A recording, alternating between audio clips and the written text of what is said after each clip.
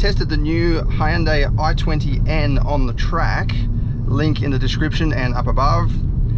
How does it go on the road? Well, for this video I'm just going to do a sort of on-road POV test drive, and then we'll get stuck into the proper performance testing, because the initial video I did a few weeks ago was in very hot weather and it wasn't on a private road, so we didn't do the full quarter mile or anything like that. Starting with the suspension, it's a firm little thing, like it's a hot hatch. It's not meant to be a luxury grand tourer, so definitely be prepared for a firmer ride than a typical SUV or something like that, or even a typical hatchback. This is made for cornering and even going on the track. I wouldn't categorize it as uncomfortable though. I can tolerate this. I've certainly driven hot hatches with firmer suspension. Unlike the i30N hatchback, this does not feature adaptive dampers or anything like that. It's got a few different driving modes, including 3 modes for the exhaust system, ESC, rev matching, steering and engine powertrain response, but no suspension settings. Along this pretty ordinary winding road here, the surface is bumpy, it's got little ripples and stuff all along it, and yeah, I'm comfortable. I'm not completely you know, shaking around everywhere. There's quite a few sticks on the road actually, I've got to be a bit careful. I think it strikes a nice balance. I remember speaking with Albert Bierman once about the rear suspension. I asked, you know, would it be better if it had multi-link rear end? So multi-link is basically fully independent and is usually better for overall control and dynamics. But he said, on a little vehicle like this that's quite light in weight, we did test that idea, but the added weight and the added cost didn't make sense. And then he said, when you drive it, you know, this is a very good setup. And yeah, I totally agree. There's at no point do I think, oh, I need a better rear suspension setup. This feels really good. You can, on the track or even on a road like this, you can lift off the throttle and it just starts to swing around just a little bit, just to tuck the front end into the corner. You can oversteer it, you know, drift a little bit, but the short wheelbase means that it's, you know, it's not going to last that long, and it's going to happen relatively quickly.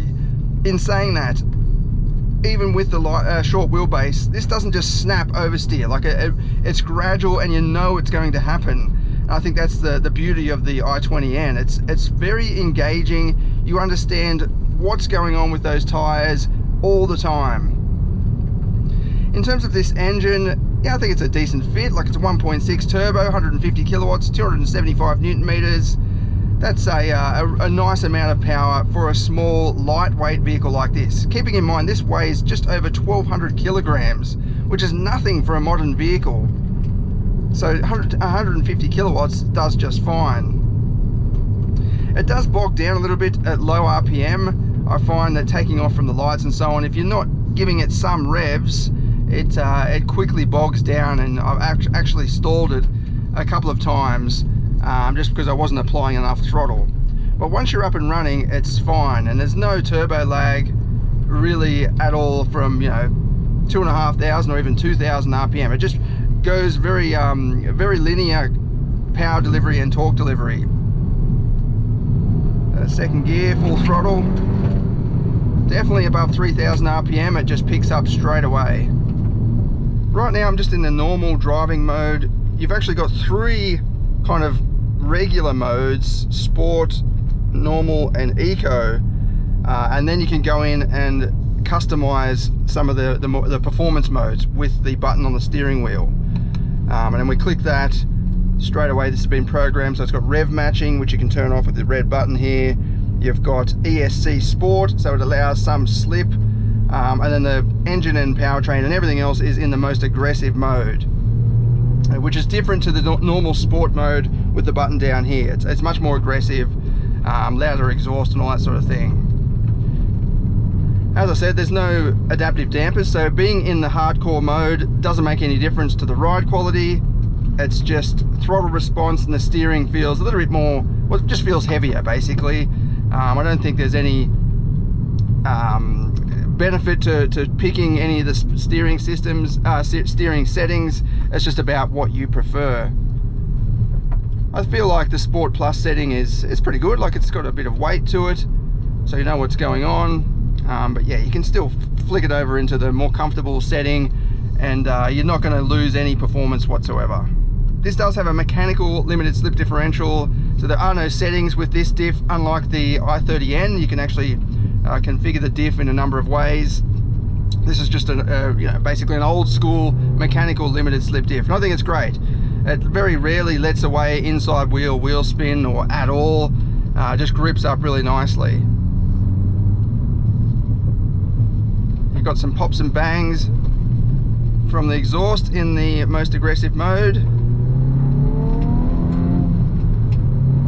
but it's not too loud. I like this exhaust system. It's not barking and popping and banging all the time. It's just a nice sporty note.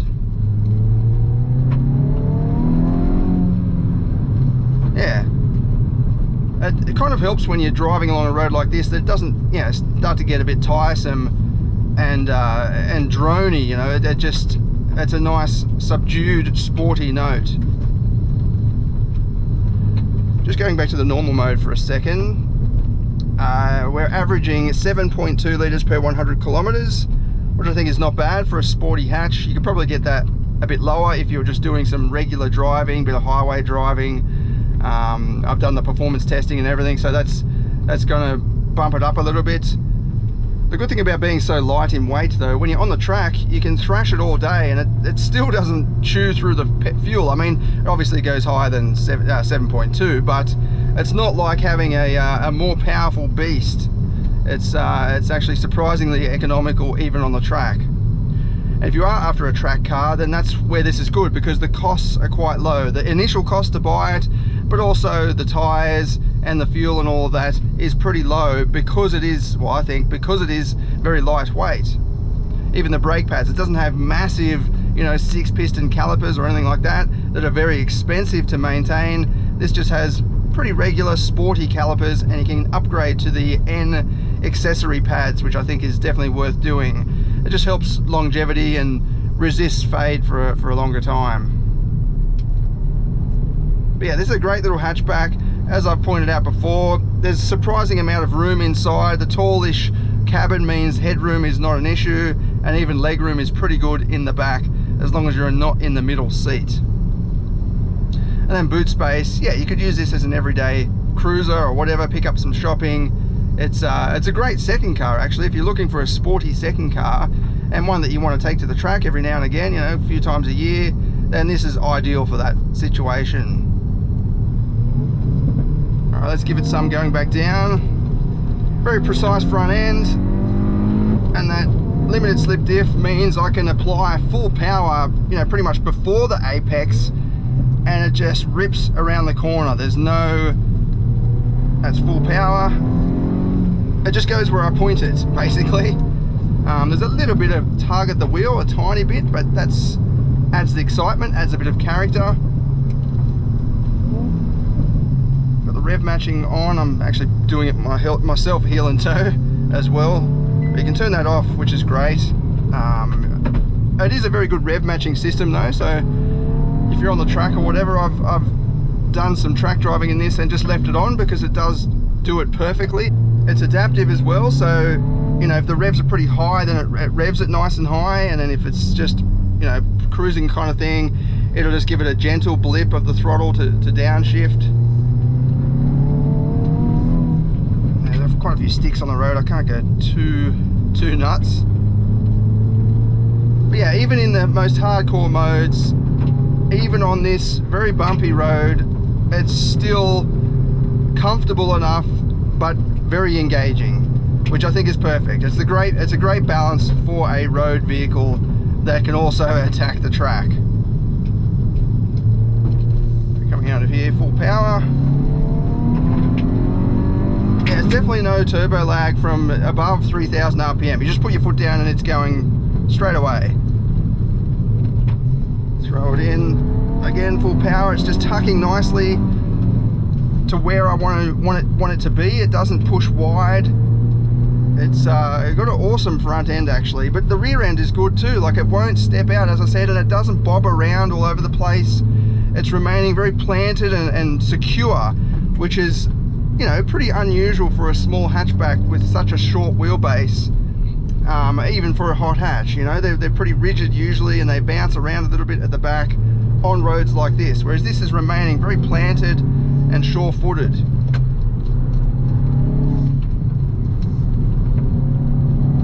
Around this tight bend, it's a very unusual corner. It's kind of double apex. It gets a bit tighter at the end here, but yeah, full power, and it's just gripping up nicely. I did notice on the initial track test video that there were comments saying, or just a few comments saying, it's just got black badges and some updated wheels and that's it. But to me, it does have Blue Link technology as well, actually, that's added. So you can connect your phone and check the status of the vehicle remotely.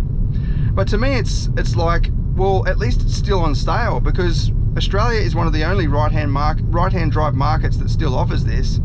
And you know, where's the Ford Fiesta ST? Where's the Renault Clio RS? They've all gone. So I think it's great that Hyundai Australia has been able to bring this and continue it on. And it doesn't really need any changes. Like, what do you want? More power, or you know, a completely different design or something like that? I don't know. It doesn't really need it. I think it's perfect the way it is. So I'm just kind of grateful that it continues. Manual transmission, manual handbrake, all the drive modes and everything. I think it's great that this continues. Alright, let's head out now to the performance test and see what it goes like. I'll try a few different runs. It is a warm day today, 28 degrees. I'm in the N mode and all of that, but we'll try out the different launch control rev settings. So you've got between 3,000 and I think 5,000 RPM to choose from. So I'll try maybe 5,000, 4,000 and 3,000. But in my experience, I can get a quicker time just using the clutch pedal myself, because you can just balance it a bit better, whereas with the launch control it seems to just spin the wheels quite a bit, especially from high RPM. But I'll show you what it does anyway. There's also an acceleration timer here, but it is running off the speedo and not true speed like the GPS, as far as I know, because the times are always slightly different. By the way, I always run with the air conditioning switched off, because the compressor that hangs off the motor does take a little bit of power. But certainly today, it's a hot day. I'm very hot, but I'm going to let the car get the maximum performance it can offer.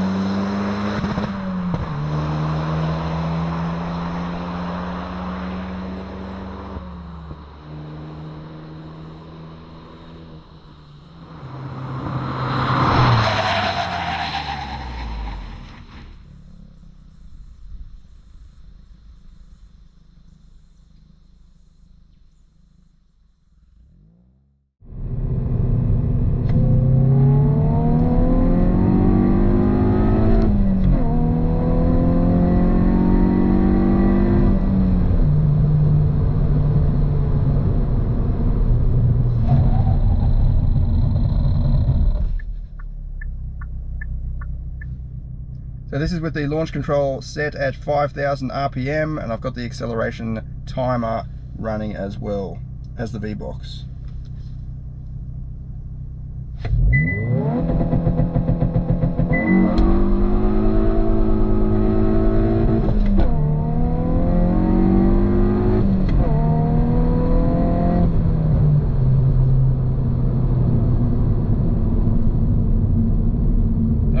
7.41 on the onboard acceleration timer, and 7.59 on the V-box.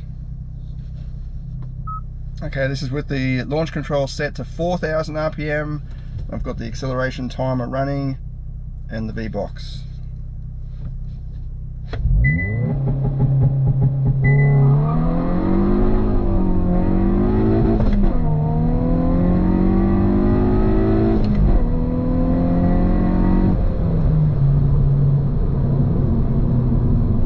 That was a bit quicker, 7 seconds.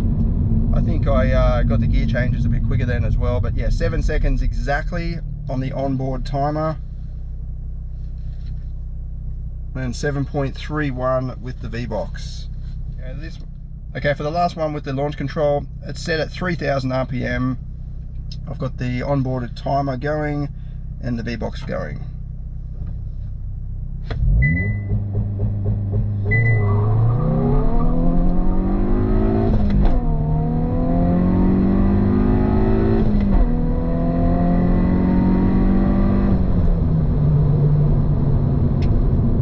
That felt like a good start and good gear changes. 7 seconds exactly again on the onboard timer, and 7.07 on the V-box.